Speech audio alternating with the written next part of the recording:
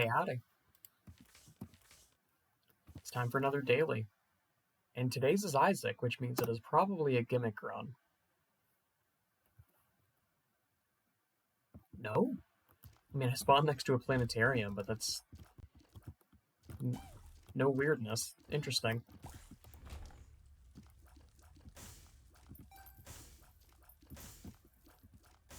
I actually kind of like Empty Heart, so I'll take it.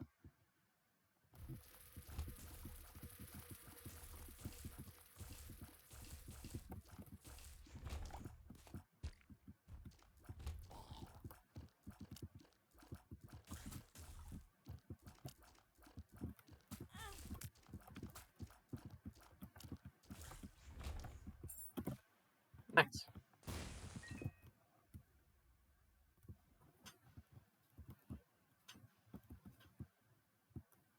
Alabaster Box is always interesting.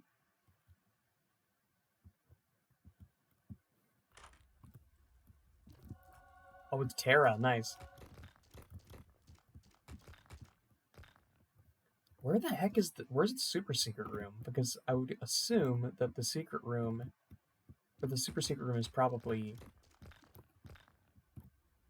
No? Very strange.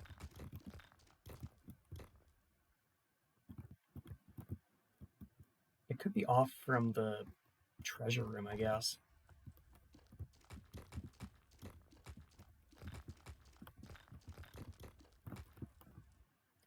Does Terra just not reveal secret rooms, or am I going crazy?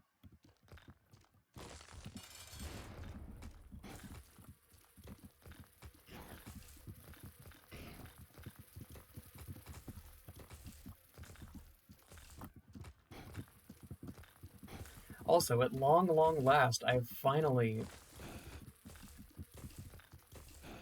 freaking figured out the issue with my internet. So apparently, the institution that I'm going to has a global blocker on gaming related things. Presumably it's to avoid like DDoSing or other security breaches, but it also disables basically anything. And apparently the students that have gone to the tech department to ask about it have just said, oh, it's for security reasons. So I had to do a little bit of finagling.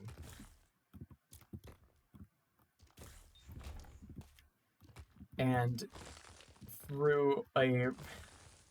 I met up with some friends through a like voice chat on browser, because that isn't blocked. And found a Reddit post through my friend that detailed how to bypass it with a VPN. And now I'm free. Finally. I'm free to be on voice call with friends. I'm free to actually play more than 4 games. Or at least play games with friends.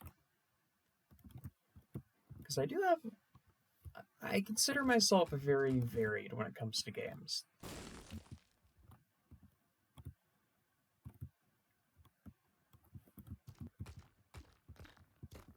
I do have kind of a soft spot for indie RPGs, but I'm willing to give a lot of things a chance. Yes, it's Tears. Oh my god. So I wasn't going crazy. I'm not sure what was up with that.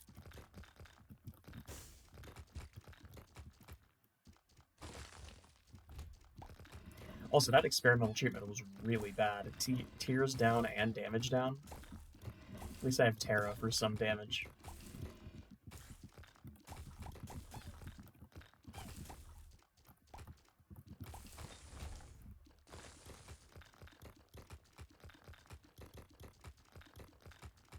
Ah, nerd.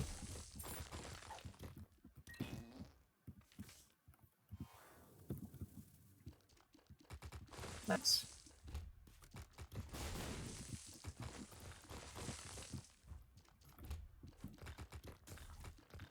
And here's your weird fun fact, Isaac fun fact for the day. Back in, I believe it was was fixed in Repentance, but it was in AB+. Small Rock worked in a very strange way, where it would give you a damage up and a tears up right away, but there was some issue with the speed down. It would only apply upon the next time that your speed stat was updated.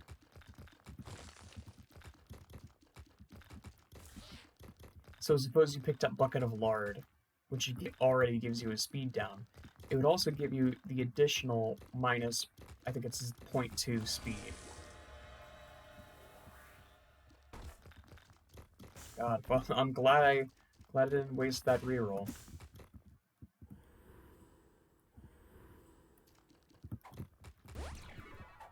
Nice. To be perfectly honest, I don't really like the D6. I will say that it is very, very powerful, but I like having items that are a bit more not quite so utility based. As much as I like to meme and make, oh, look at this crazy synergy I found with Blank Card. Blank Card isn't the most fun item to use in normal play, at least in my opinion. It's strong, but it's not very fun.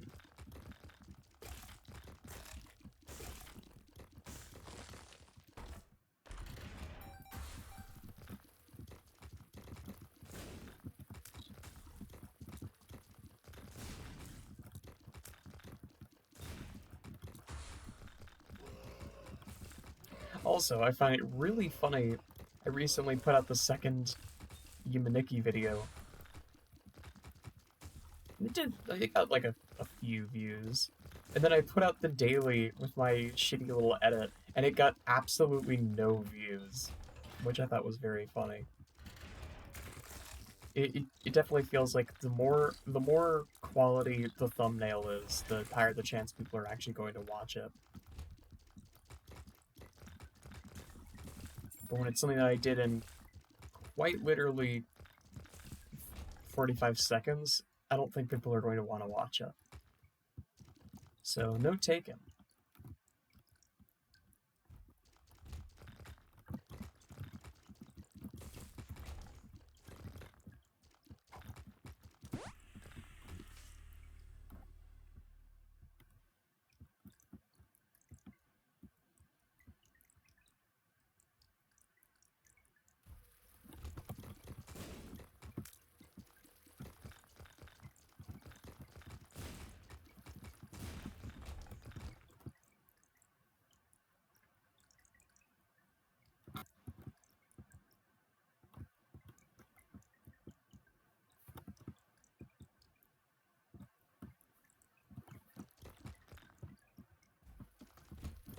I am kind of pissed because my roommate recently tested positive for COVID, and I'm not that worried about it myself.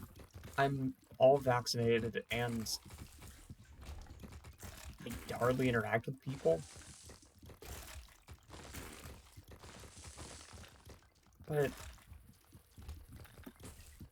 it is just a pain.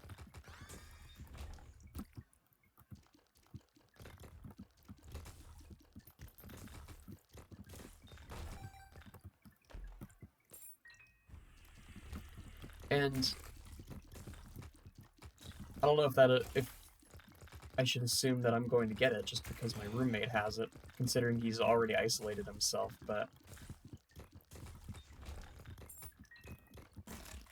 kind of hard to avoid getting an airborne illness once in the area.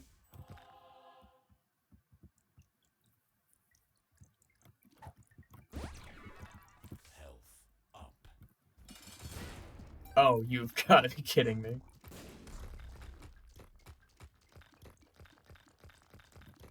You tanked my damage, too.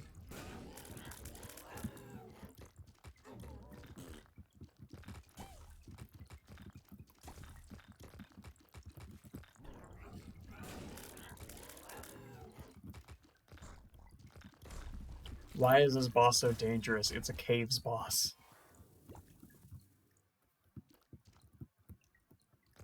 I will say, for all of the praise that I give this game, I do say that I do have to say the boss balance is whack. Some of the bosses are way too strong for their appearance in the game. Like Peep. Peep has too much health. Peep and Mega Fatty both just stick out as having way, way too much health for their area. And then, that's not even considering the bosses in Repentance, who have this weird sort of mantra of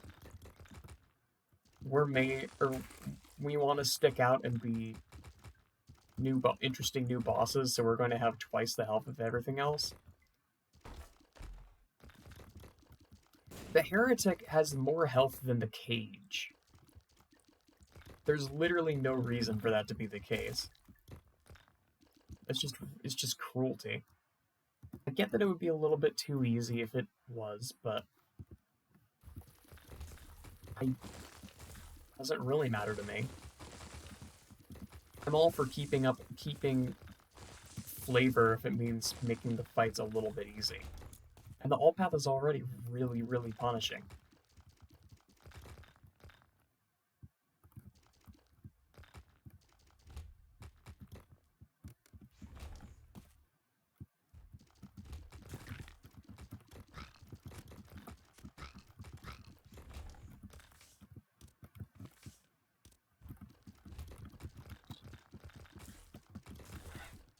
Oh.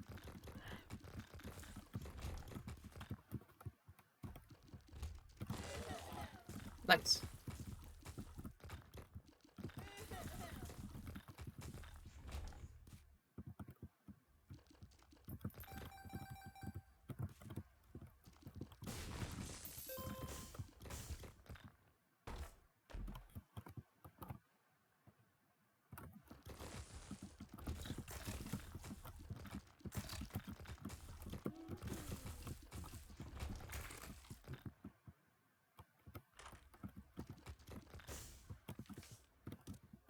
Well, I mean, reverse full card isn't terrible. I could use it to drop.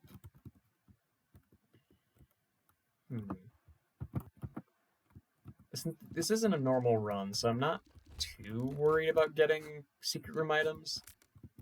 Because no R key, obviously. Oh, that was unfortunate. At least it didn't hurt my Devil Deal chances. But I think I'm going to use this in the Devil Deal. Ooh.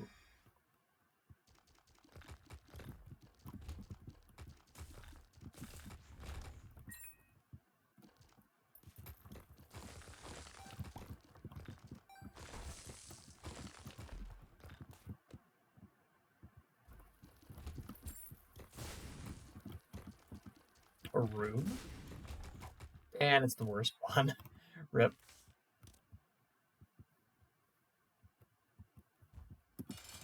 One of the worst ones, at least.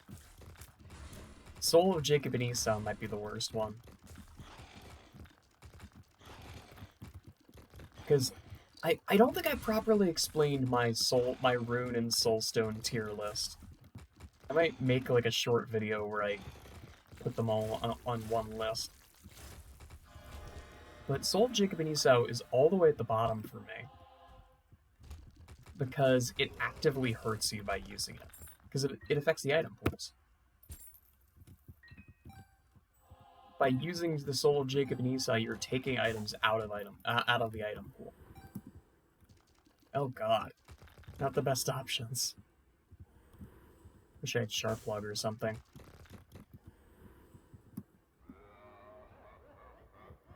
It's just tradition. I have to use Monster Manual when I pick it up.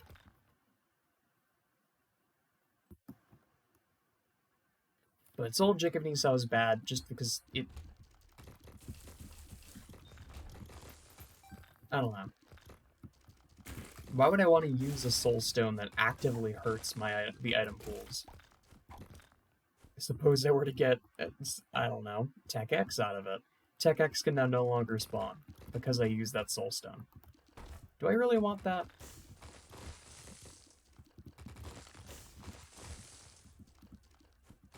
It's like thinking about it in terms of tiers. in terms of just like a ranked list. Oops.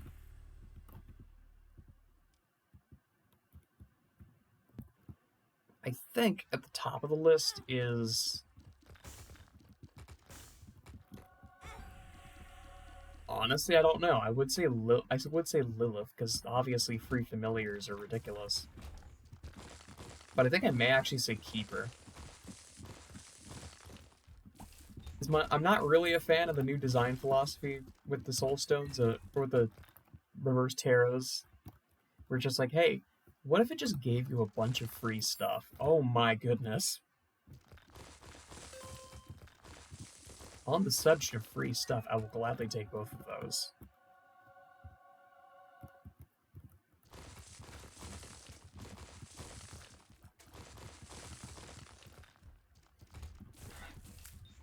That'd be pretty hype if I managed to get Guppy on this run.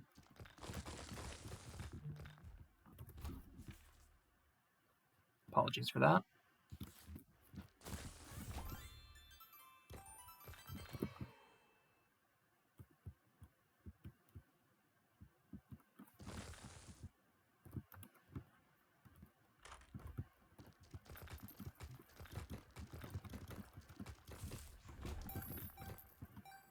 Well,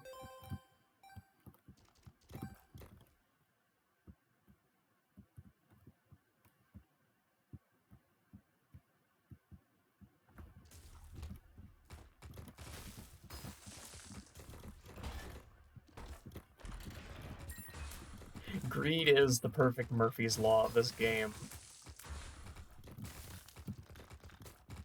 Never appears when you want it to, always appears when you don't want it to.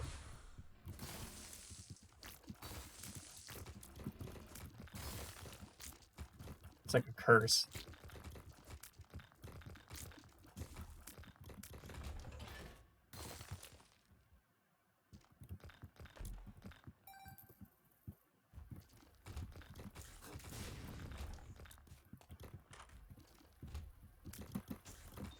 Amazing.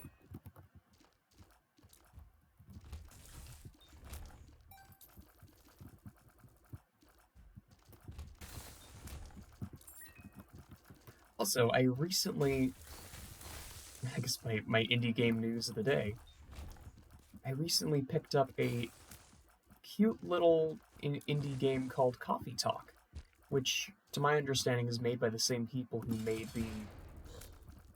Anyone who was in the era of Flash games and remembers the series Infectionator. I believe this is the same group of Mohammed Farvi. But it's a little game called Coffee Talk, and it's incredible. It's so good. It's the best way to describe it. If you've ever played or seen Papers, Please, it's like Papers, Please, but with coffee instead of legal documents. I know that sounds really bizarre for someone who hasn't heard of Papers, Please, but you play as a barista in a coffee shop, and you just like make coffee for people as they come in and listen to their life story. It's a very, very chill game. But for being a super chill game, it also has very well fleshed out characters, a difficulty curve, which I was not expecting from a game about freaking making coffee.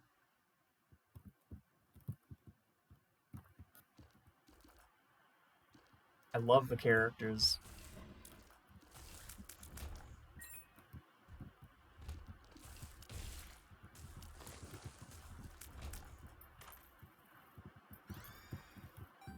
It was such a pleasant experience. Would recommend to anyone.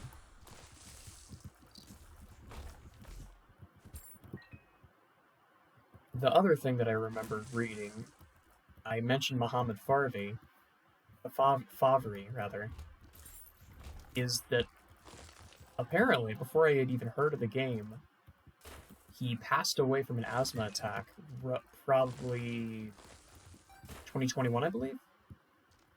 Which is, it's incredibly unfortunate, but they did a fundraiser for his family and raised something like $250,000, which was really heartwarming. Because it was just like, hey, Coffee Talk will be 30% off and all proceeds will go to Muhammad Favri's family. And they did. And they held their word. There is a sequel in the works, but I mean, obviously it'll be without their lead artist, so I'm curious how it'll go, how it'll work out, but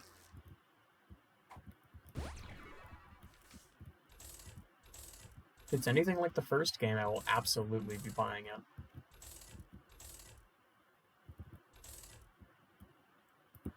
Ooh, now this is an interesting one. I think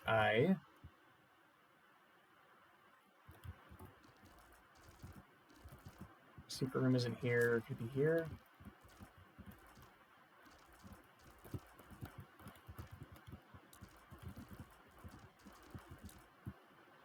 Ah, screwed. I can just do it over here. Grab you.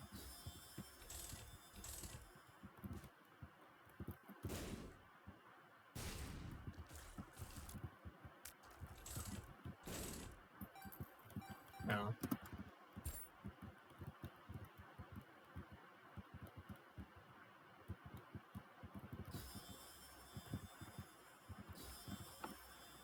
Just in case it's something worth having.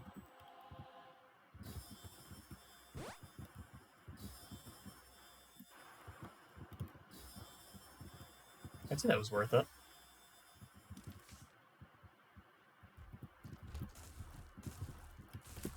Alright, I gotta start making tracks, because Necropolis, this is Necropolis too.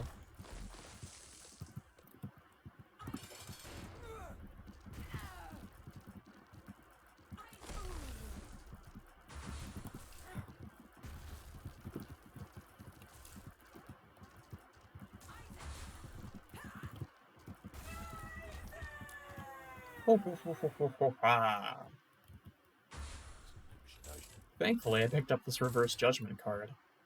And Moon's Blessing is nice. It's good. It's an uncapped Tears Up. I'll take it.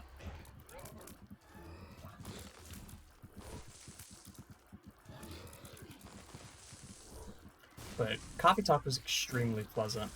And I also heard from a friend that there's a sort of mod of TF2 called Open Fortress. Oh, it's different enough that they can't really call it a mod. But it was one of the results of the I believe it was last summer, there was a leak of the TF2 source code, and there was fear of potential issues with things like running arbitrary code executions, hackers running arbitrary code executions, and things like that. But the main thing that came out of it was the fact that the source code was now essentially open source. And a few things came out of that, most notable of which being Open Fortress and Team Fortress 2 Classic. I haven't played either of them, but I've heard they're both very, very solid, particularly Open Fortress.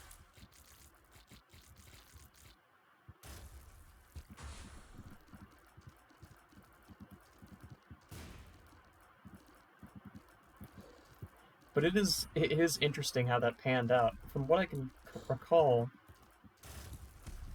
there was a collaborative event, creators.tf. They had a whole thing, or I think they still do, of community servers with community inventory, and like I highly respect what they do. That being said, one of the members of their group, I believe the story goes that they were removed from the team, and out of spite they leaked the source code because they were provided with an older build, with a slightly outdated build of TF2 to work with.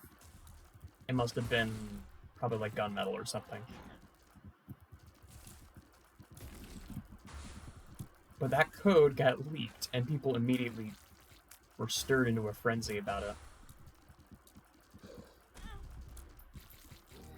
But the reason why I'm talking so much about fortresses today is that because of that recent update to Team Fortress 2's anti-cheat, or at least not directly, but there were other like satellite changes. One of the big botters just up and quit, from what I remember hearing, and that botter seems to have hosted upwards of 30,000 bots. Considering that TF2 at its peak, or at its current peak, has something like 130,000 players, that is a metric shit ton of bots that are now just gone. Now, that was from Reddit, so that might just be flat out wrong, but it's a risk I'm willing to take for optimism.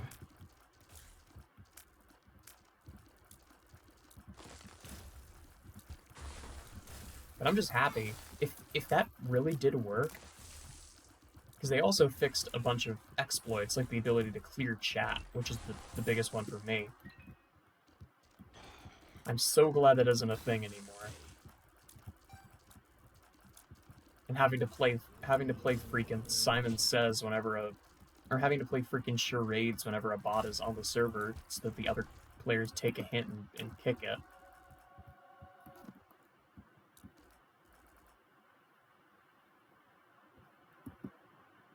That was good.